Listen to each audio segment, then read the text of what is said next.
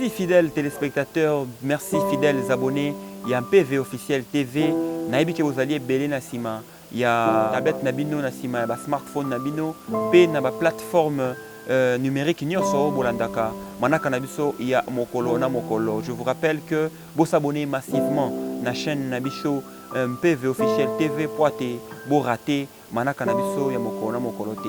Alors na tranche magazine nabiso mokolo molelo beta lisholo toko beta lisholo ya moko kati ya bato minene oba tombola kipe apesa ki lokumu ya mboka na biso République démocratique du Congo moko ya ba trasaki destiné ya mboka Congo toko beta lisholo ya Kondo Maréchal Mobutu Sese Seko.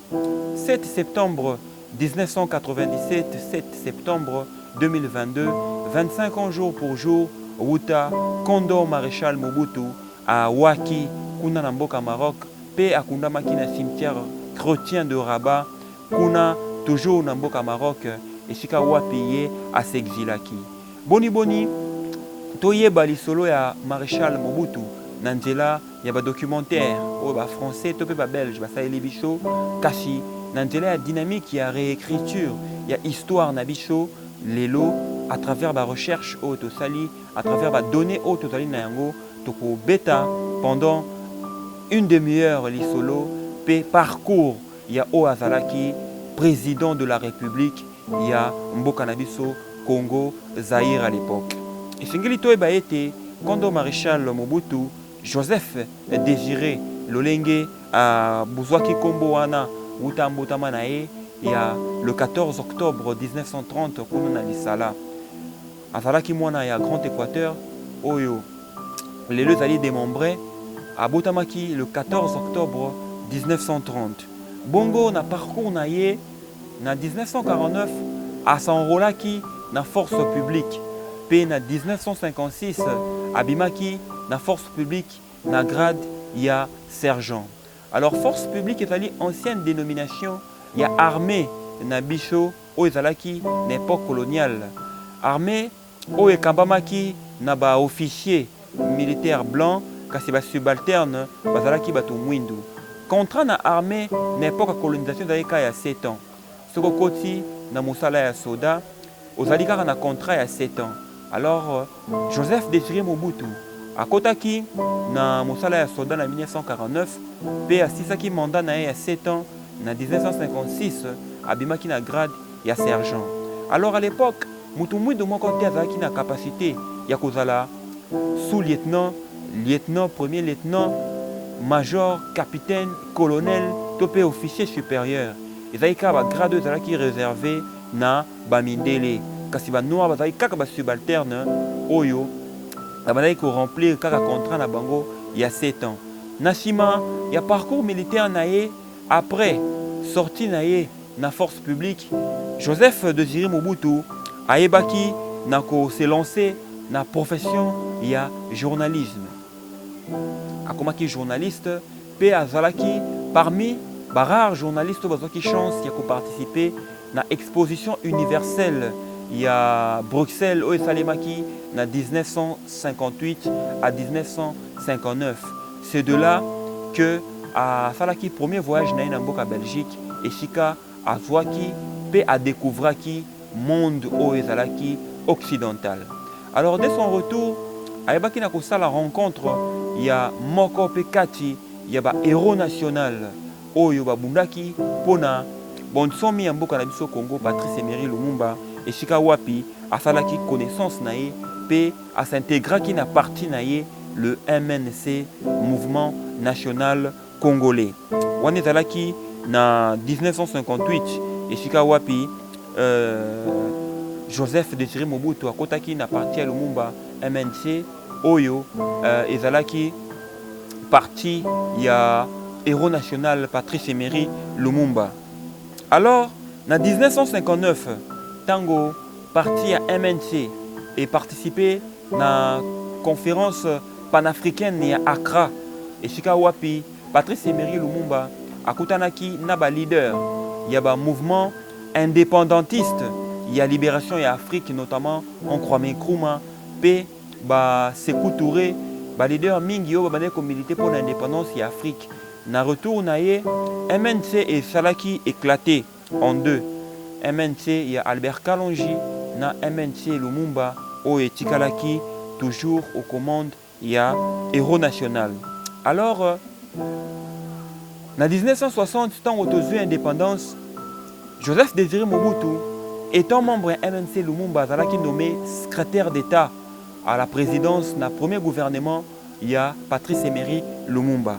Ban son toyebi ete na sima ya lipanda na biso sécession kassaïenne et salemaki à travers Albert Kalonji où a se déclaraki empereur Moulopoué avec l'appui il y a des mercenaires belges au bayaki ko résider na Kassai notamment pour l'exploitation de l'amiba, la minière de Bakwanga, avec aussi la sécession katangaise où salemaki kuna na Katanga avec Tchombe Congo. Quelques mois après son indépendance, ezalaki mboka oyo esekamaki na mokili mobimba. Pambate, quelques mois après l'indépendance, bitumba ekotaki na mboka. Ba membre ya gouvernement Lumumba ba ebaraki na koyoka na lisusu te yango basalaki sécession kassaïenne, notamment avec Albert Kalonji Moulopoué pe Moïse Tchombe na Katanga. Alors na sima sécession wana, il y avait une main noire occidentale et Linga qui gérait toujours le sous-sol congolais à travers la MIBA et la GECAMINE. Ce qui totali malamu, tout le monde a mercenaires étrangers et belés, notamment belges, bah appuyé qui sécession kassaïenne, puis sécession katangaise, yango et sala qui était conflit wana et bah na kokota na mboka na biso Congo. Mais peu avant ce conflit, en 1960, lolenge lipanda ezwamaki mingi ya basoda basepelaki te lolenge batikalaki kaka baofficier subalterne pambate général Yansen so azalaki commandant en chef ya force publique ayebaki na kokoma na tableau avant l'indépendance et égal à après l'indépendance pambate na doctrine militaire l'obéissance envers la hiérarchie ezalaki moko kati na ba obligation aux militaires à respecter même après émancipation c'est-à-dire indépendance ya mboka Congo. Alors mutinerie à force publique et salemaki bavure rebelle salemaki notamment dans camp militaire Kokolo na ba camp militaire rebelle pe ba militaire ba s'emprenaki na ba résident belge à l'époque nde salaki était Patrice Emery Lumumba premier ministre aïba na ko nommé ancien membre et parti à MNC ou à comme secrétaire d'État à la présidence Joseph Désiré Mobutu au grade chef d'état-major général. Il y a armée, pénagrade, il y a colonel. Alors, nini parcours gigantesque, il y a Moutou Oyo a marqué histoire. Il y a Congo pendant 32 ans, Joseph Désiré Mobutu et il y a beaucoup de Kobanda. Il y a que Aoutaki, dans la formation militaire de 1949 à 1956, a embrassé vie journalistique ainsi que vie politique n'appartient à Lumumba, a se retrouver devant un fait accompli par rapport à l'expérience militaire à Zaki Nango. Patrice Emery Lumumba, après une mutinerie à force publique, a nommé le premier homme noir na grade, il y a lieutenant-colonel, chef d'état-major général, Joseph Désiré Mobutu. Azalaki moko ya baye ya liboso kati na mapinga ya kozala mokonzi. Pambate mokonzi bakomaka yango te kasi mokonzi babotamaka na yango. Alors Joseph Désiré Mobutu na suite il y a des ordres au na otiko Sabino, il y a mutinerie, il y a suite il y a des ordres au otiko Sabino o ekotaki après sécession kassaïenne puis sécession katangaise ayebaki na bongo na kozwa appui il y a Belgique puis les Nations Unies pour combattre sécession kassaïenne puis sécession katangaise. Alors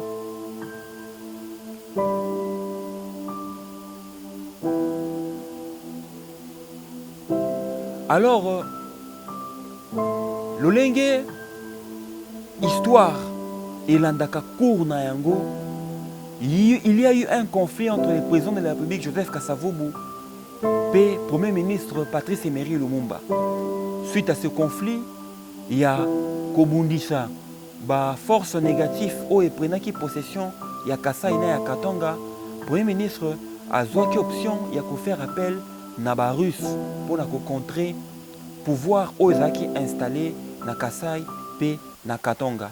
Alors ezalaki contre avis il y a président de la République Joseph Kasavubu oyo a se basaki na ONU à l'époque la Société des Nations pour na à l'époque la Société des Nations pour na combattre instauration il y a sécession na Kasai pe na Katanga.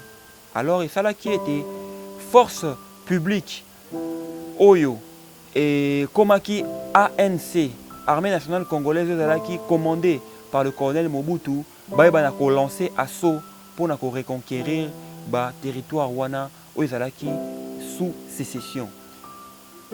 Alors général Mobutu, colonel Mobutu, fort de son statut numéro 1 à armée, a neutralisé dans un premier temps président de la République Joseph Kasavubu qui a signé en raison surveillée au palais de la Nation, puis Premier ministre Patrice Emery Lumumba a signé dans son palais Nagombe pour kozwa pleine possession il y a pouvoir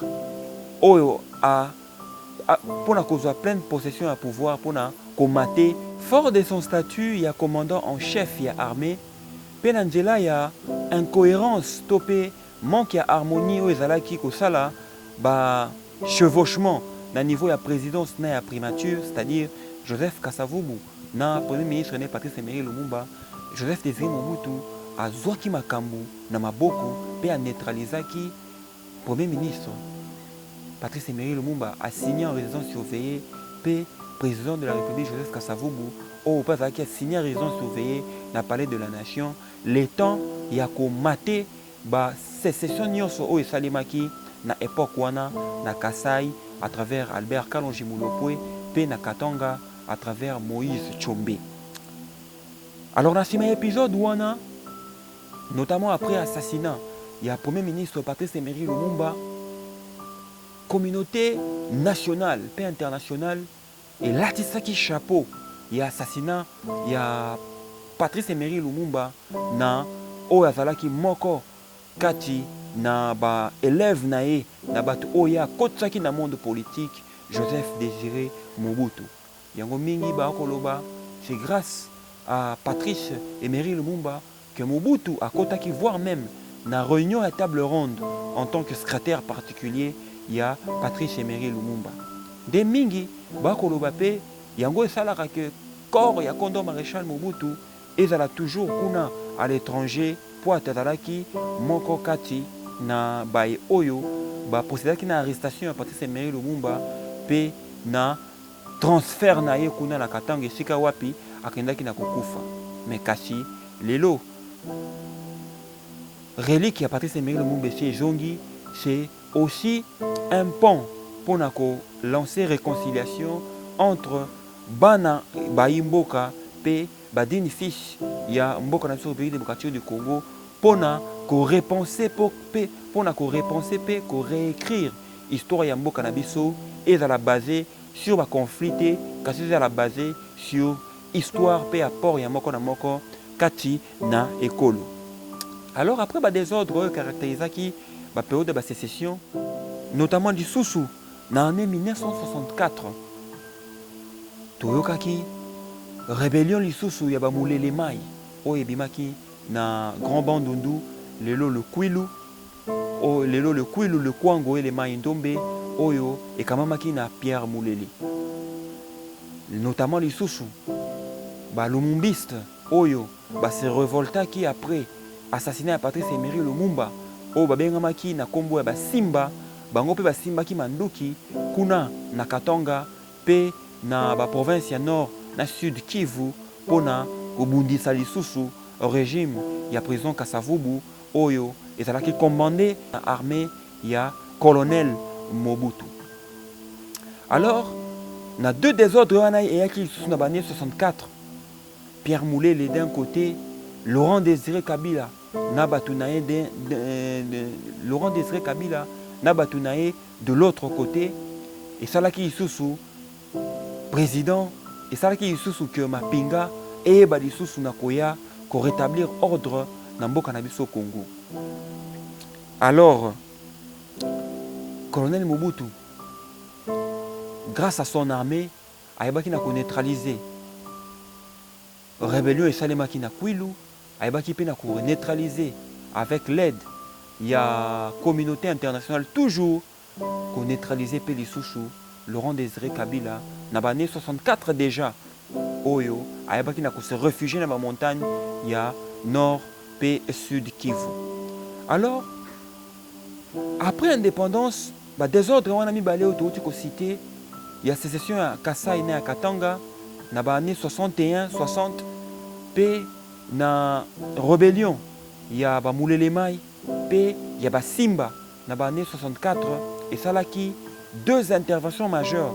Il y a colonel Mobutu kati na mboka na biso République démocratique du Congo pona ko rétablir ordre pe ko réconcilier mboka bisika nyonso ezalaki pamba te azalaki moko kati na bato bandeki koprône réunification ya Congo. Moto aboyaki balkanisation ya mboka na biso Congo ezalaki l'un de ses combats oyo amenaki dès son plus jeune âge. Alors esalaki ete azala élevé na grade ya général-major par ordonnance présidentielle ya président Kasavubu pe na 1965 le 24 novembre ayebaki na bongo na kosala coup d'état na ye oyo emenaki au pouvoir pe akomaki président de la République. Alors colonel Mobutu,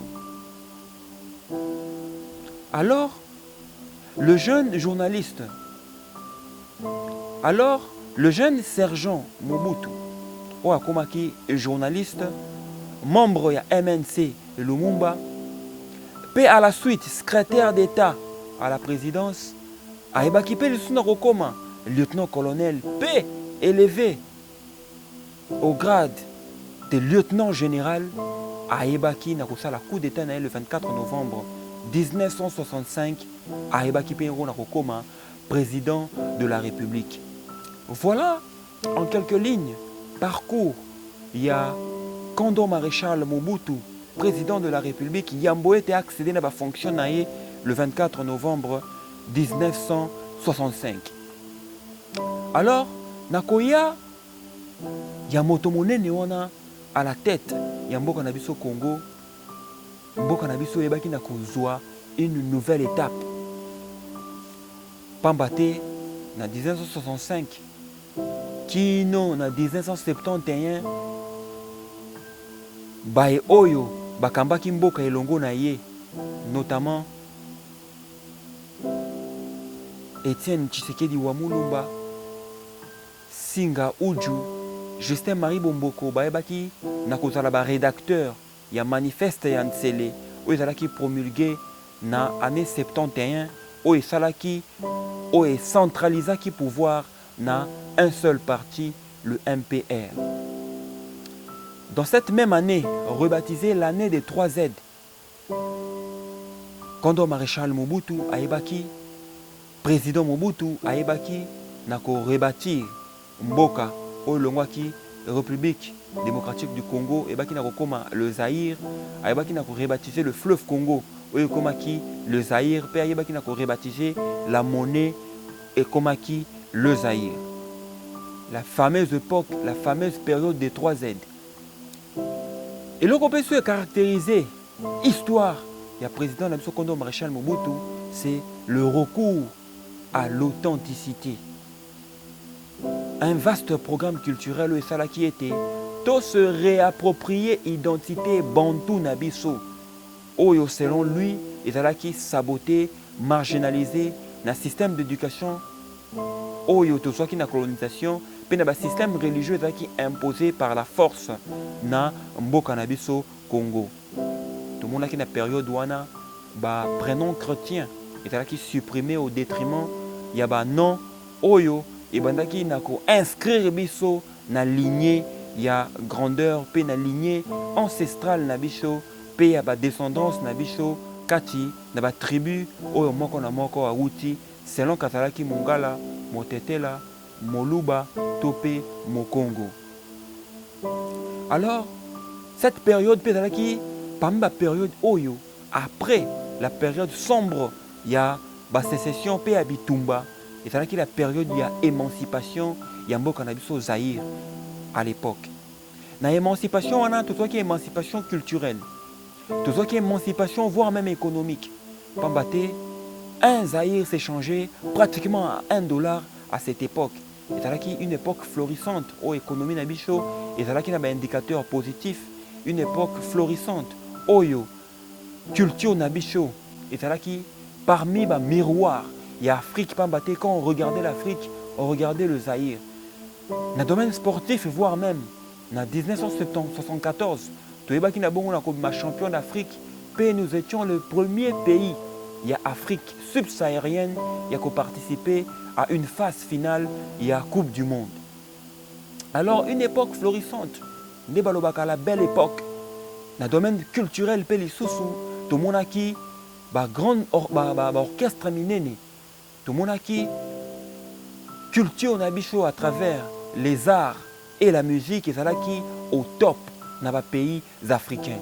Alors à cette époque, tout à le modèle dans la mboka nyonso ya Afrique, tout à la référence, voire même il y a Afrique mobimba à travers l'identité tozwaki, il y a nation zaïroise au cœur de l'Afrique. Kasi lelo 25 ans après, liwa ya Maréchal Mobutu, où en sommes-nous?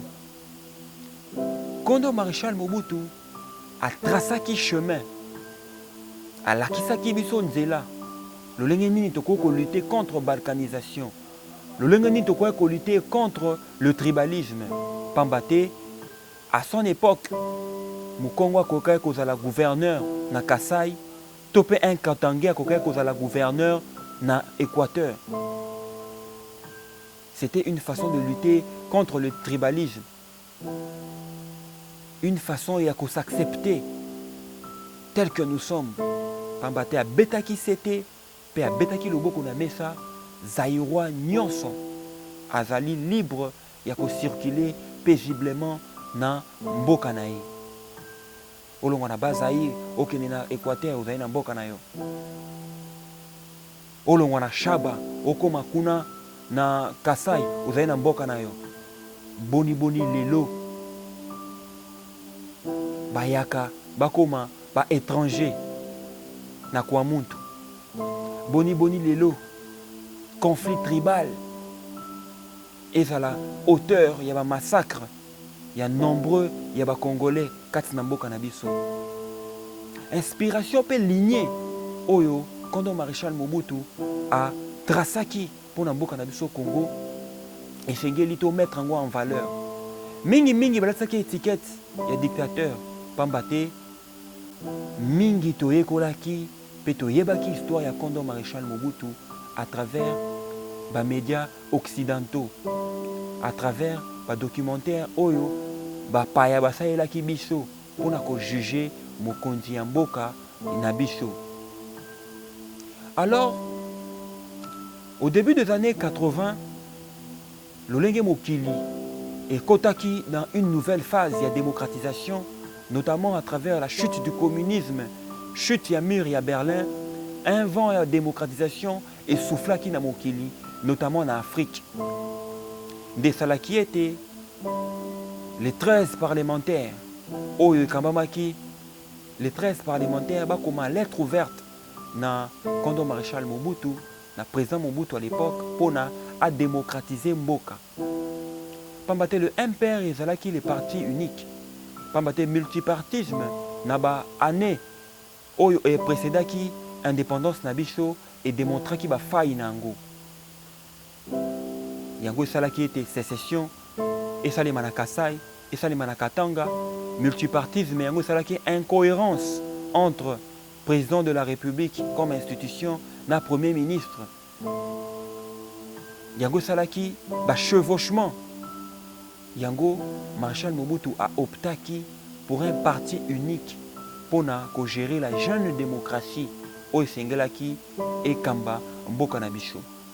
Alors au début des années 80, mon pépé tango yaki na Mboka na biso et ça qui était un membre, un haut fonctionnaire à l'époque au qui un mouvancier, il y a parti État, le impère, qui 13 au total, comment qu'il lettre ouverte na président Mobutu pour désapprouver le système, il y a parti unique. Et ça là qui était marche salamaki na mboka, un vent de démocratisation et yaki, puis avec la crise économique, oyo et qui fin à l'année 80, chute ya cours, il y a or, chute ya cours, il y a matière première, pas économie qui forcément dépendante, il y a importation puis exportation de matière première nabiso, il y a une crise économique, il y a crise économique wana et engendra qui frustration sociale, pas mingi ya dignitaire ya régime banek au vivre na bourgeoisie, casser le petit peuple et ça qui a difficulté, il y a qu'on nouer le deux bouts du mois. Alors contestation salaki et salemaki, frustration, marche par-ci par-là des salaki étaient au début des années 90, Marshal président Mobutu aye banabongo nako mettre fin na système ya multipartisme, nako instaurer nouveau système oyo et sengela qui parti politique mususu et autorisation ya ko œuvrer kati na mboka na biso. Alors en résumé, ce qui est sengeli tout beta solo ya président Mobutu, sengeli total akaba côté négatif te. Il y a apport na kati na mboka mais kasi point positif o ya tikeli biso à travers infrastructure o ya tikeli biso na mboka na biso, notamment le pont Maréchal, notamment le stade de Martyrs, stade Camagnola, rebaptisé stade de Martyrs de la Pentecôte. Œuvre nyoso ya mutuya o ya salaki. Tout le monde a kipe rapport intime o azalaki na yango na chef spirituel y l'église kimbangiste à l'époque.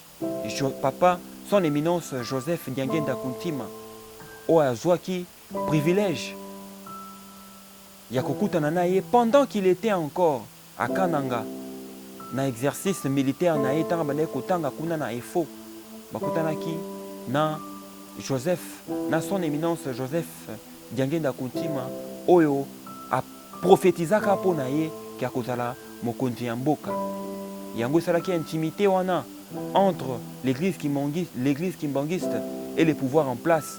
Yango Tango conférence nationale souveraine et bandit, premier pillage en 91, deuxième pillage en 93, des salaki étaient des ordres kotaki na mboka, des tobandai kokene malembe na chute ya régime ya Kondo Maréchal Mobutu. Nini biso ba jeune ya lelo tokoko retenir na président Mobutu. Nini histoire ya Afrique et qu'on retenir na Maréchal Mobutu. Sinon la réaffirmation de l'identité na biso étant zaïrois à l'époque, bantou et congolais aujourd'hui.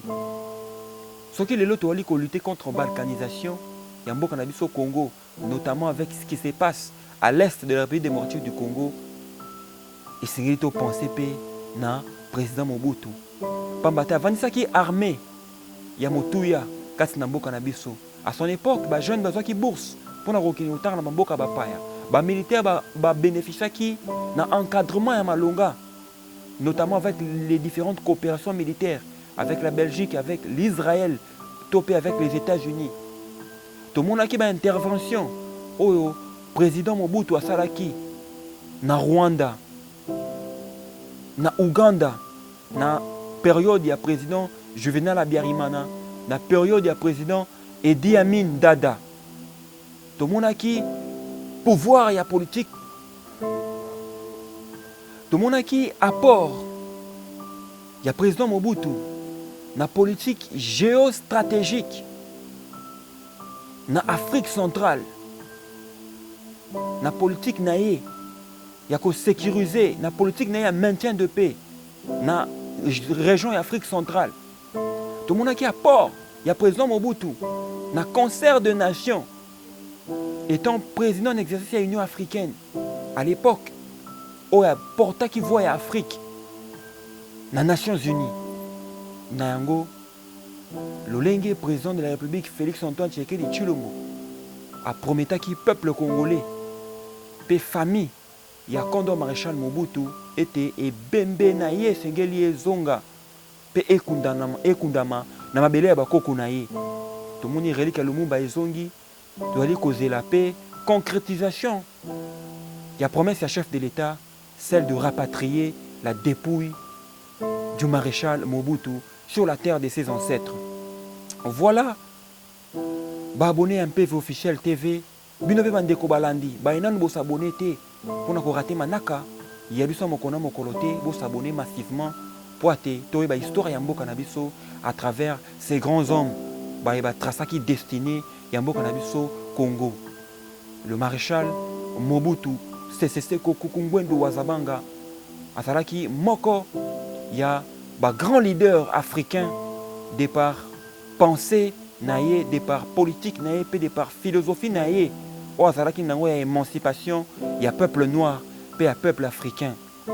Biso ba jeune ya lelo esengeli to se réapproprier histoire na biso, to za ba valeur positif oyo président Mobutu a incarnaki to mettre yango au service du développement. Alors c'était un réel plaisir pour moi, il y a qu'à rappeler l'histoire, il y a Condor Maréchal Mobutu à travers ce magazine Betali Solo. Nous assure, vous allez édifier, nous allez sûr, vous allez capable de réécrire. Yango, biso ba jeune, biso ba oyo, de comprendre le vrai sens de l'histoire, de lutter pour nous mettre en valeur ba icône au balekaki na mboka na biso République démocratique du Congo. Lolenge yemoko Condor Maréchal Mobutu alobaki, tout comme le soleil se lève, le Congo doit réécrire sa propre histoire en mettant en valeur tous les grands dignitaires qui sont passés aux commandes de ce pays. Quant à moi, Axel Kayongo, je vous donne rendez-vous dans un prochain numéro. Bye bye.